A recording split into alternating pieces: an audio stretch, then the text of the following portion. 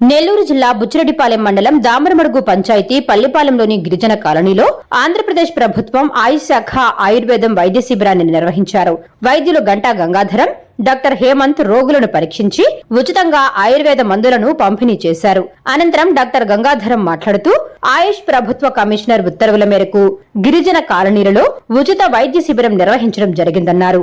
రోగులకు కీళ్లవాతం, నడుము నొప్పులు, బీపీ వ్యాధులకు సంబంధించిన రోగులను పరీక్షించి ఉచితంగా మందులను పంపిణీ చేశామన్నారు. దీనికి సహకరించిన గ్రామస్తులు గండవరపు రామచంద్రయ్య, గండవరపు లక్ష్మయ్యలకు ప్రత్యేక ధన్యవాదాలు తెలిపారు. నిప్పుల ముందే కావాల్సింది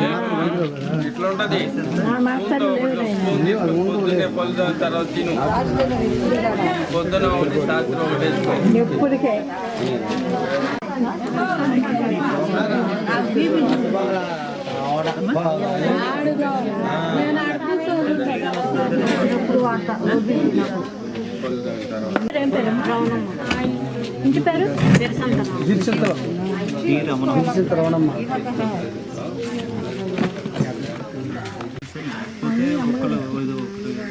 ఏం బాగాలేదు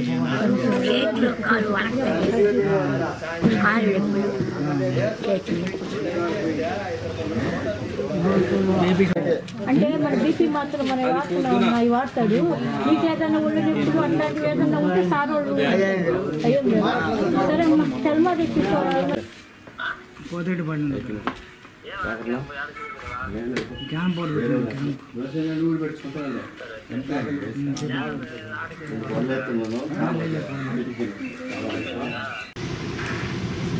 చూడు చూడు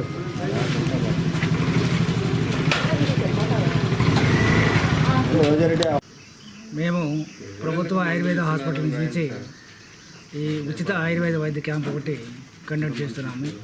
దీని ముఖ్య ఉద్దేశం ఏంటంటే ఆయుష్ ప్రభుత్వం వారు కమిషనర్ ఆర్డర్స్ ప్రకారంగా ఎస్టీ కాలనీస్లో ముఖ్యంగా కొన్ని ఆహార లోపం వల్ల వచ్చేటువంటి జబ్బులు ఉన్నాయి.